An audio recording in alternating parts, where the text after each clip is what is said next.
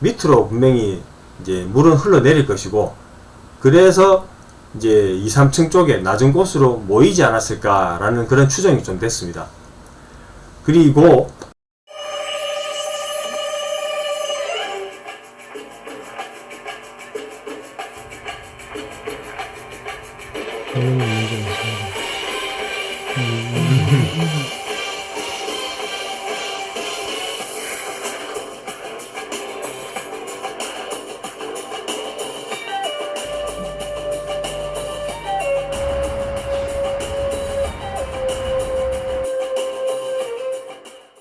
안녕하세요, 누수 임파서블입니다.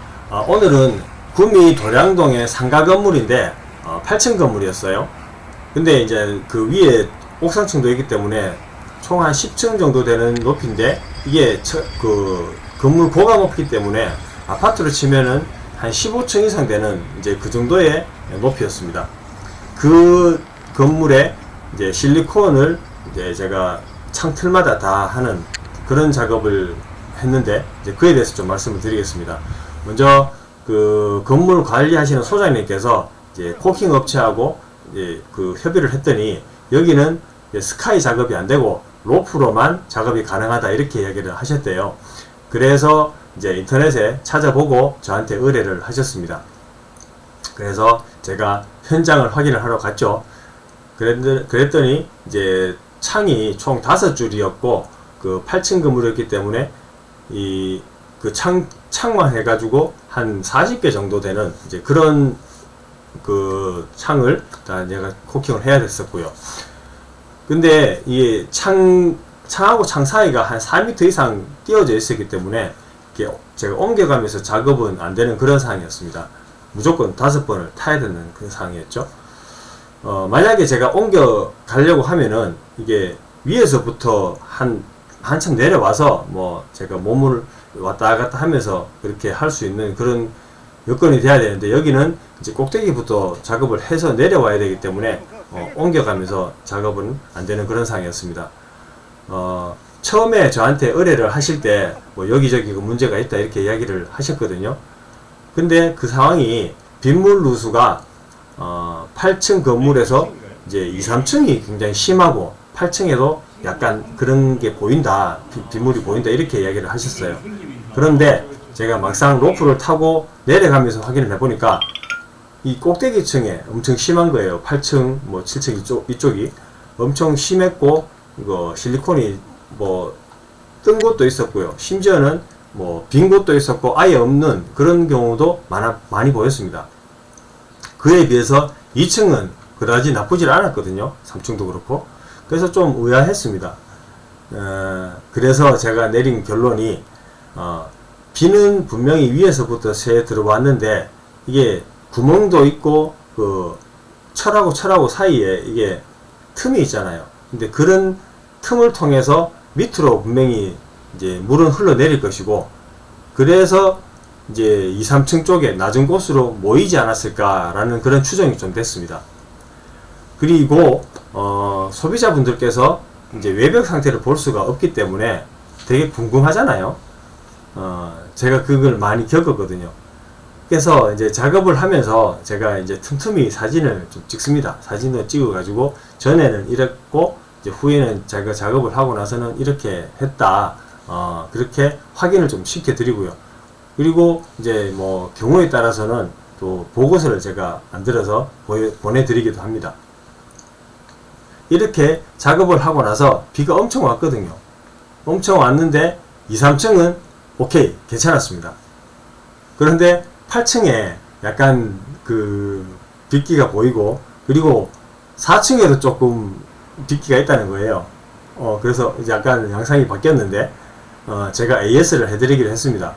그때는 이제 건물 전체를 해야 되는 게 아니라 그 문제된 곳을 위주로 한 줄만 좀 더 타면서 집중해서 확인을 하면 되기 때문에 뭐 그때는 그 좀 시간도 조금 덜 걸리고 이제 확인도 되지 않을까 그렇게 생각이 됩니다. 이번 작업의 그 메인 목적은 창틀을 실리콘 이제 코킹을 하는 거였는데, 근데 외벽을 타는 김에 청소도 좀 해달라 이렇게 이야기를 하셔가지고 뭐 어려운 일은 아닌데, 근데 이제 이게 물 청소를 하게 되면 말리는 시간이 있기 때문에 공정이 추가가 되거든요.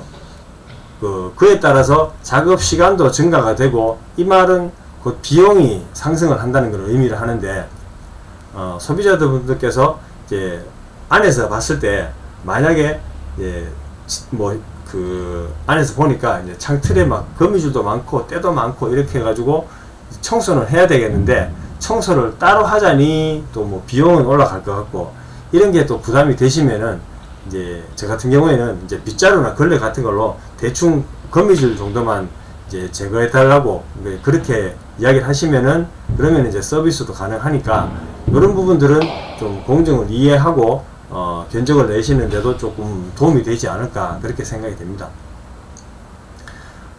그리고 이번 현장에서 약간 위험해서 할 수 있었다, 또는 뭐 주의가 필요했다, 이렇게 생각이 되는 그런 상황이 있었는데, 이제 로프를 내리고 하강을 할 때 그 ID라는 이런 하강기에 로프를 걸고 그 벽을 넘어가서 이제 자리를 잡습니다. 근데 이제 로프가 상처나지 말라고 로프 보호대를 합니다.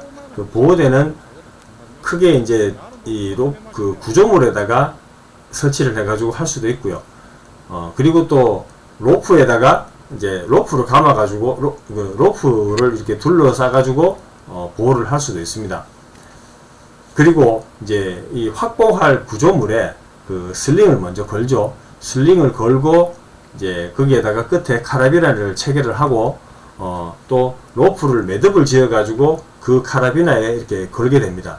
근데 제가 이제 이 매듭 길이 계산을 잘못해가지고 이 매듭 지었는 그 부분이 그 구조물 코너 부분에 딱 그렇게 걸쳐지는 거예요. 그렇게 되면은 이제 로프 보호대를 이렇게 감쌀 수가 없거든요.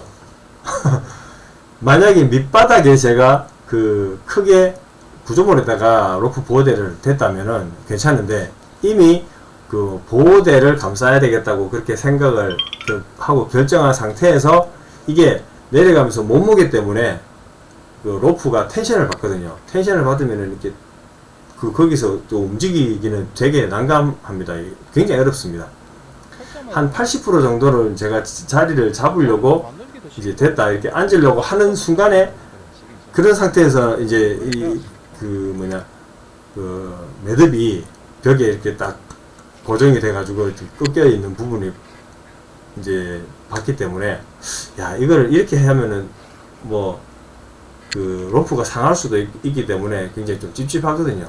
그래서 안 되겠다 싶어가지고 다시 올라와가지고 이제 보호대를 풀어가지고 이제 매듭 풀고 다시 자리를 잡고 다시 내려갔습니다. 이게 로프 작업은 이게 자연스럽게 이제 내려가는 거는 쉬운데, 내가 그 꼭대기 거슬러 올라가는 거는 엄청 힘들거든요. 몇 배나 힘이 듭니다. 그래서 이제 이 내려가기 전에 물품이나 매듭 계산도 잘해야 되고, 또 카라비나가 잠겼는지 또는 마산나게 락킹 상태 이런 것들을 꼼꼼히 잘 살피면서 이제 내려가야지 몸도 수월하고 그에 따라 가지고 작업도 또 원활하게 되고 안전도 또 챙기면서 그렇게 작업을 할 수가 있습니다. 오늘은 여기까지 하겠습니다. 감사합니다.